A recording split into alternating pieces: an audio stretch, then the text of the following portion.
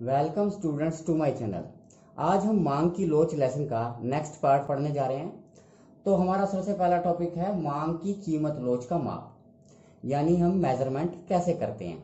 देखिए, माप जो है तीन विधियों से किया जाता है। पहली विधि को बोलते हैं कुल व्यय विधि, इंग्लिश में इसको टोटल एक्सपेंडिचर मेथड बोलते हैं।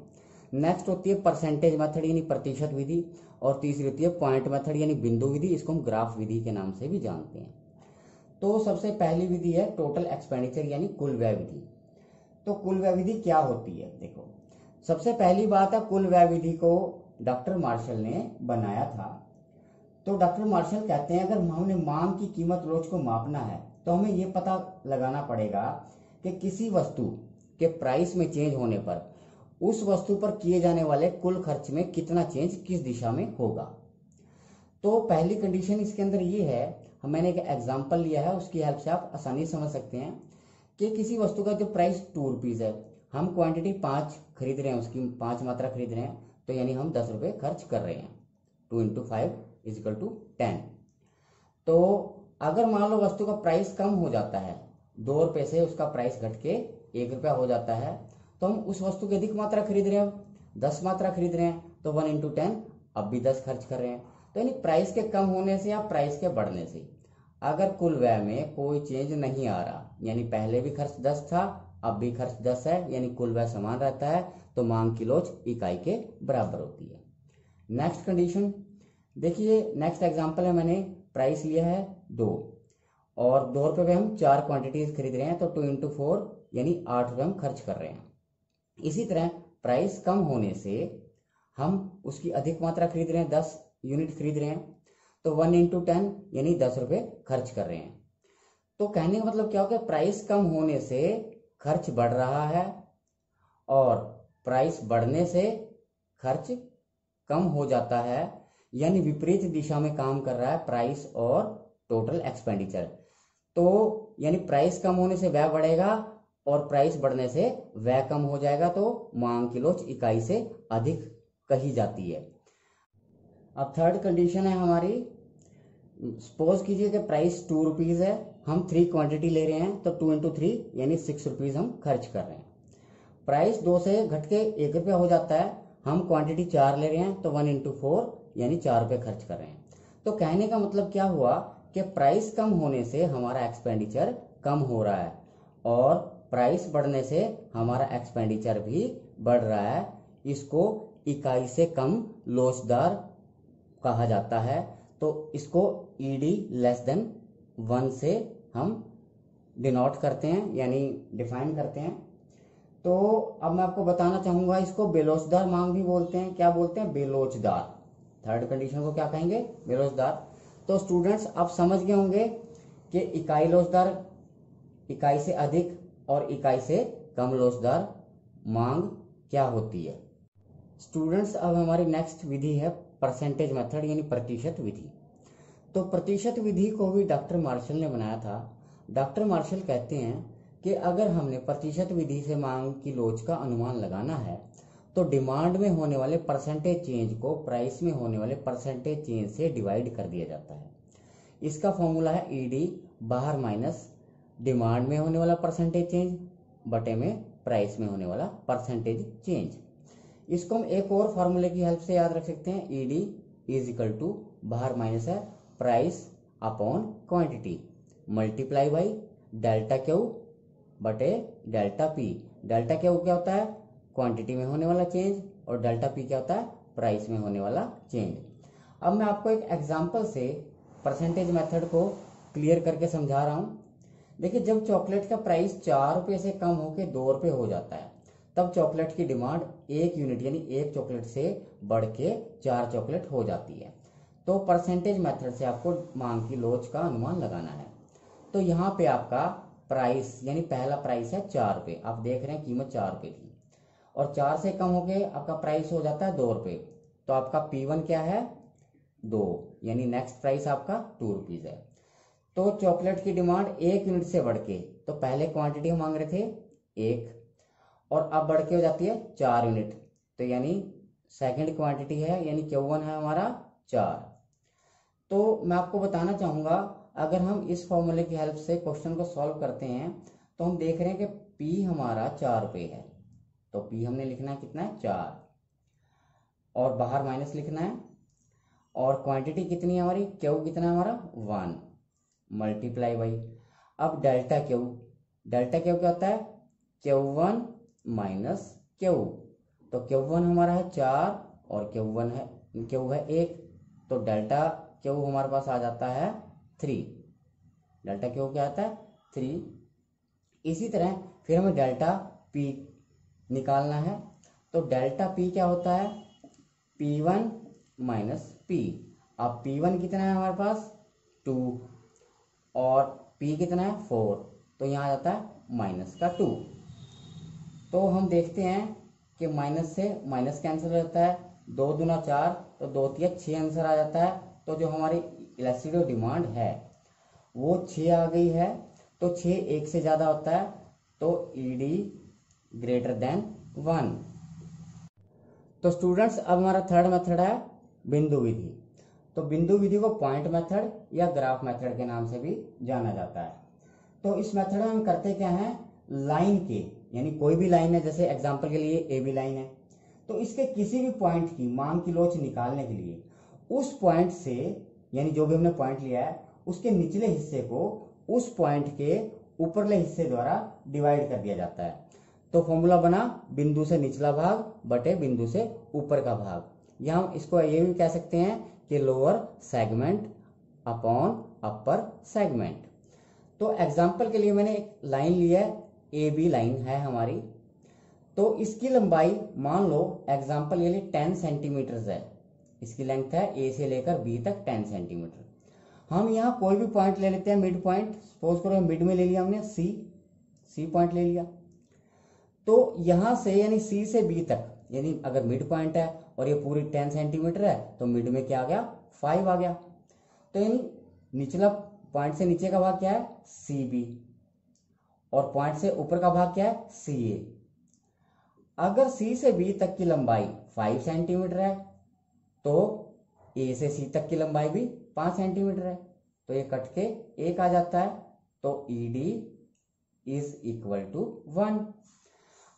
तो अब हम एक पॉइंट और ले लेते हैं जिसका नाम हम देंगे D। हम कोई पॉइंट ले रहे हैं D, तो हम देख रहे हैं ये पूरी लाइन 10 सेंटीमीटर की है, तो D से B तक की दूरी मान लो 8 सेंटीमीटर है, तो लोअर सेगमेंट क्या हुआ DB है हमारा 8 सेंटीमीटर। इसी तरह अपर सेगमेंट क्या हुआ, यानी पॉइंट से ऊपर का भाग DA, तो DA कितना रह गया हमारा 2 सेंटीमीटर, तो 8/2 इज इक्वल टू 4, तो 4 1 से ज्यादा होता है, तो ED ग्रेटर देन 1 हो गया। इसी तरह हम कोई पॉइंट यहाँ पे E ले लेते हैं, E पॉइंट, तो E से B तक की दूरी हम 2 सेंटीमीटर मान लेते हैं, तो EB is equal to 2 centimetre, और अपर सेगमेंट क्या हुआ EA, तो EA कितना रह गया हमारा 8 सेंटीमीटर, 2/8 यानी 1/4 या 0.25 यानी 0.25, तो हमारी इलास्टिसिटी ऑफ डिमांड क्या आई लेस देन 1 यानी 1 से कम। अब बात करते हैं बी पॉइंट की। बी पॉइंट पे इलास्टिसिटी क्या होगी, तो बी पॉइंट पे जो इलास्टिसिटी होगी वो हमारी 0 होगी। अब आप पूछेंगे 0 कैसे होगी, तो 0 अपॉन बी से ए तक, 0 upon B A is equal to 0 ही होता है। इसी तरह हम ए पॉइंट की अगर इलास्टिसिटी निकालते हैं यानी लोच निकालते हैं तो वो हमारी इनफाइनाइट होगी यानी अनंत होगी।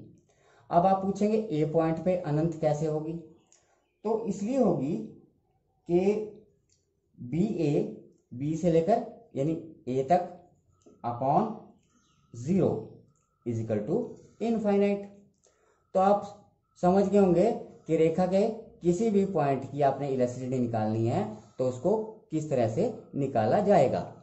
अब हमारा नेक्स्ट टॉपिक है factor affecting price elasticity of demand, यानी मांग की कीमत लोच को प्रभावित करने वाले तत्व। तो पहला पॉइंट है वस्तु की प्रकृति यानी नेचर ऑफ कमोडिटी।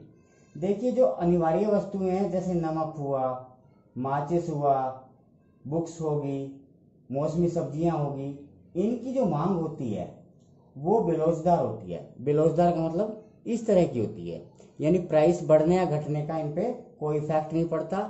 देखिए, अगर आपने नमक लेना है तो नमक का प्राइस जो मर्जी हो जाए, आपको उतनी क्वांटिटी लेनी ही पड़ेगी। दूसरी तरह की वस्तुएं होती है विलासता वस्तुएं।